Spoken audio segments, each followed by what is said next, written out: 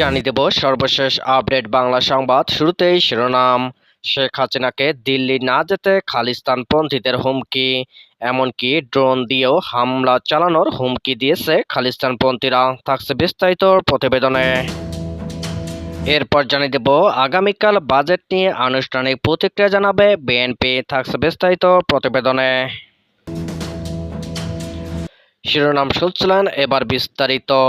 টানা তৃতীয়বারের মতো ভারতের প্রধানমন্ত্রী হিসেবে শপথ নিতে যাচ্ছেন নরেন্দ্র মোদী। নতুন সরকারের শপথ অনুষ্ঠানে যোগ দিতে এরই মধ্যে দিল্লি পৌঁছেছেন বাংলাদেশের প্রধানমন্ত্রী শেখ হাসিনা। তবে তিনি যেন দিল্লি না যান সেজন্য খালিস্তানপন্থী পরিচয় একটি হুমকি বার্তা পাঠানো হয়েছে।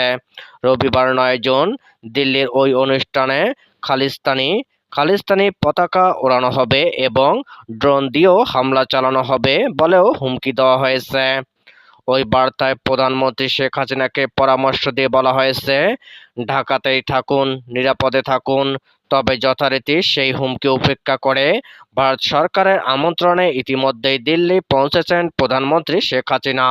প্রধানমন্ত্রী নরেন্দ্র মোদীর সঙ্গে একান্ত বৈঠক সহ দিল্লিতে তার কোনো কর্মসূচি কোনো পরিবর্তনও হচ্ছে না বলে জানা গেছে। ঢাকায় প্রধানমন্ত্রীর কার্যালয়ে আসা এই হুমকি বার্তাটি এসেছিল লন্ডনে যুক্তরাজ্য একটি ফোন নম্বর থেকে। যারা বার্তাটি পাঠিয়েছে তারা নিজেদের শিকস ফর জাস্টিস নামে একটি খালিস্তানি সংগঠনের সদস্য এবং ওই সংগঠনের নেতা গুপ্ততরন্ত সিং পান্নুর অনুগামী বলে পরিচয় দিয়েছে। তবে ফোন নম্বরটি আসলে কার অথবা এটি মিথ্যে পরিচয় বানানো হয়েছে কিনা তা এখন অনুসন্ধান করে দেখা হচ্ছে। এই অডিও বার্তাটি একটি কপি বাংলা ট্রিবিউনের হাতে এসেছে। মিনিট খানেক ওই বার্তায় ইংরেজিতে জাতের দক্ষিণ এশীয় অ্যাকসেন্ট খুব স্পষ্ট। যা বলা হয় তা এরকম, এই বার্তাটি বাংলাদেশের প্রধানমন্ত্রী বিবি শেখ হাসিনার জন্য। ভুলেও যেন ভারতের টেরোরিস্ট প্রধানমন্ত্রী নরেন্দ্র মোদীর শপথ অনুষ্ঠানে যোগ দিতে যাবেন না। বার্তায় আরও বলা হয়, শিখস ফর জাস্টিস একটি খালিস্তানের সমর্থন সংগঠন এবং আমরা ভারত রাষ্ট্রের বিরুদ্ধে যুদ্ধে লিপ্ত আছি। আর 9 জুন শপথ গ্রহণের দিন নরেন্দ্র মোদী হলেন আমাদের আক্রমণের টার্গেটস। শিখস ফর জাস্টিস ওই দিন অনুষ্ঠানে খালিস্তানি পতাকা উড়বে এবং ড্রোনও কাজে লাগানো হবে হামলা চালানোর জন্য। সুতরাং বিবি শেখ হাসিনা, আপনি খালিস্তানের শিখদের শক্তি আর মোদির মাঝে যেন ভুলেও আসবেন না। আপনি বাংলাদেশে থাকুন, নিরাপদে থাকুন। এটাকে আমাদের হুঁশিয়ারিও বলতে পারেন। পরামর্শ হিসাবে নিতে পারেন। আমাদের নেতা গুরপতঅন্ত সিং পান্ত শিখস ফর জাস্টিসের জেনারেল কাউন্সিলের পক্ষ থেকে এটা আপনাকে জানিয়ে রাখা হলো। হুমকি বার্তায় বলা হয়, প্রসঙ্গত, ভারতের বাইরে কানাডা, যুক্তরাজ্য বা আমেরিকার মতো দেশগুলোর মাটি থেকে শিখ বিচ্ছিন্নতাবাদী দীর্ঘদিন ধরেই পাঞ্জাবের শিখদের পৃথক রাজ্য বা খালিস্তানের পক্ষে প্রচার চালাচ্ছে। গত কয়েক বছরে খালিস্তানিরা এইসব দেশগুলোতে ভারতের দূতাবাস বা কনসুলেটগুলোতেও একাধিকবার হামলা চালিয়েছে কিংবা ভারতীয় মিশনের সামনে সহিংস বিক্ষোভও দেখিয়েছে। তবে ভারত সরকারের একটি অতি গুরুত্বপূর্ণ অনুষ্ঠানে যেন বিদেশি একজন রাষ্ট্রনেতা অংশ না নেন সেজন্য তাকে হুমকি দেওয়া হচ্ছে। এই ধরনের ঘটনা খালিস্তানিদের দিক থেকেও এই প্রথম।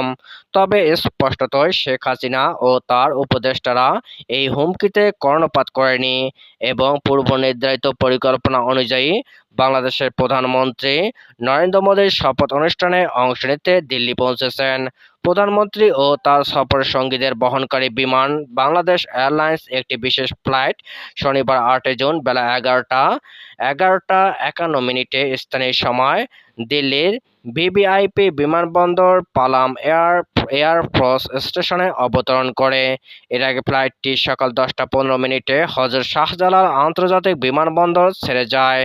পালাম বিমানবন্দরে প্রধানমন্ত্রীকে ভারতের পররাষ্ট্র সচিব সিপিভি ও ওআইএ মুক্তেশ পারদেশী, বাংলাদেশে ভারতীয় হাই কমিশনার প্রণব বর্মা এবং ভারতে বাংলাদেশের হাই কমিশনার মোহাম্মদ মোস্তাফিজুর রহমান অভ্যর্থনা জানান। তবে খালিস্তানিদের এই হুমকির বিষয়ে ঢাকা থেকে যথারীতি ভারতীয় কর্তৃপক্ষকে অবগত করেছে বলে একাধিক সূত্র বাংলা ট্রিবিউনকে জানিয়েছে। প্রসঙ্গত, শিখরা চায় ভারত থেকে বিচ্ছিন্ন হয়ে তাদের নিজস্ব একটি সার্বভৌমত্ব শিখ রাষ্ট্র, যার নাম হবে খালিস্তান। তাদের দাবি, এই স্বাধীনতাকে স্বীকৃতি দিতে হবে। 1947 সালে ভারত পাকিস্তান স্বাধীনতার সময় থেকে তখন পাঞ্জাব প্রদেশকে নিয়ে এমন ধারণা উঠেছিল আলোচনার টেবিলে। 50-এর শতকে পাঞ্জাবে প্রতিষ্ঠিত হয়নি শিখ ধর্ম। এখন বিশ্বজুড়ে এই অনুসারীর সংখ্যা প্রায় 2.5 কোটি। পাঞ্জাবে তারা সংখ্যাগরিষ্ঠ, কিন্তু পুরো ভারতে তারা সংখ্যালঘু। ভারতের মোট 140 কোটি মানুষের মধ্যে তাদের শতকরা হার মাত্র 2 ভাগ। শিখদের দাবি, খালিস্তান নামে নিজেদের একটি দেশ থাকবে, যার সূচনা হবে পাঞ্জাব থেকে। প্রস্তাবিত 2024-2025 অর্থবছরের বাজেট নিয়ে আনুষ্ঠানিক প্রতিক্রিয়া জানাবে বিএনপি। এ নিয়ে আগামীকাল রবিবার 9 জুন গুলশানে বিএনপি চেয়ারপারসনের রাজনৈতিক কার্যালয়ে এক সংবাদ সম্মেলনের আয়োজন করা হয়েছে।